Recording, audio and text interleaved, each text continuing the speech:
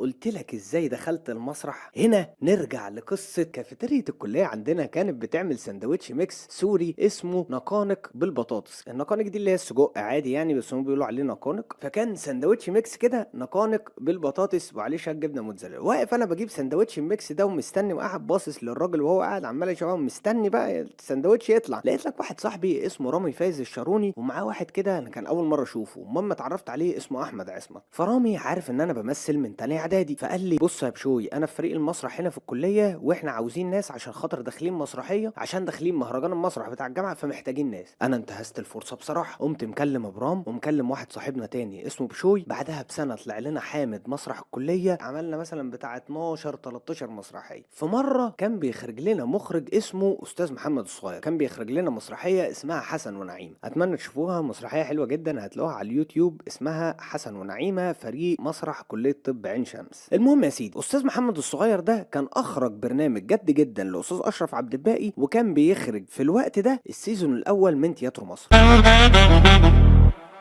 فاستاذ محمد الصغير كان كلم واحد صاحبنا اسمه ديفيد في يوم عشان يجي يعمل مونتاج مزيكا، يعني يقطع تراكات مزيكا لفيلم واسلاماه. ديفيد اعتذر. كان مين بقى اللي بيعمل نفس الحاجات؟ انا. فاستاذ محمد الصغير كلمني قال لي تعالى يا بشوي، انا مستنيك في مكتب استاذ اشرف عبد الباقي النهارده الساعه 8 بالليل، تيجي ومعاك التراكات بتاعت المزيكا بتاعت فيلم واسلاماه عشان خاطر محتاجينها، وتجيب بقى اصوات مش عارف بوك، دخول حرب، قرع طبول، افكتات، ورايح شغال كده اهو. المهم قلت ايه، انا مش هروح لوحدي. قمت رايح لبرام وحامد، قلت لهم بصوا يا جماعه، انا عندي مصلحه وهشبطكم معايا فيها حلو، بس اللي اقول لكم عليه تعملوه. فرايحين ايه بقى، عاملين حوار. حامد شايل اورج على كتفه، محدش فينا احنا التلاته بيعرف يعزف عليه، وبرام ماسك اللابتوب بتاعي، وانا ماشي في الاول. انا ايه، انا الرجل المهم، انا اللي ارن على الجرس، انا اللي ادوس على الانتركام، انا اللي اتكلم في التفاصيل، انا اللي هقول كل حاجه، وكلكم هتمشوا تبع دماغنا، لان انا اللي هقبضكم في الاخر، فمعلش هتمشوا تبع دماغي.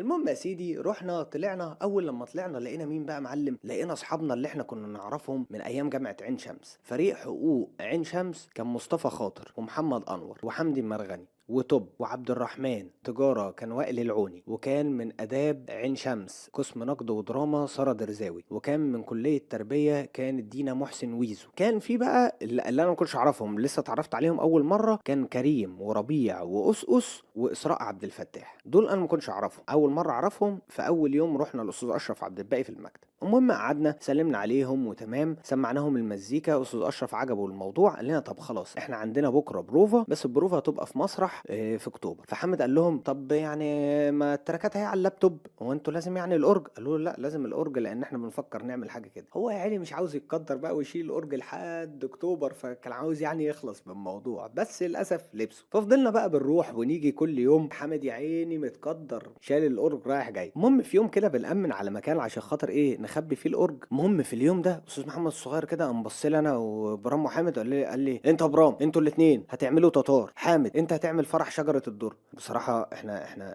كنا مبسوطين ومتفاجئين جدا. احنا لما كان واحد من صحابنا كان بيروح يصور في جد جدا ولا في راجل ست ستات مع استاذ اشرف عبد الباقي، كنا بنروح نسلم عليه عشان هو سلم على اشرف عبد الباقي، فكنا بنروح اللي هو ايه، كاننا بناخد بركه يعني، يكشي النجوميه نتعاص نجوميه ولا حاجه. فانت دلوقتي انت بتمثل جنب اشرف عبد الباقي على خشبه واحده في مسرح واحد، احنا بنقعد ناكل معاه عادي مفيش اي مشاكل، هو الراجل متواضع جدا. فكنا مبسوطين جدا وكنا منبهرين ومبهورين ومتفاجئين.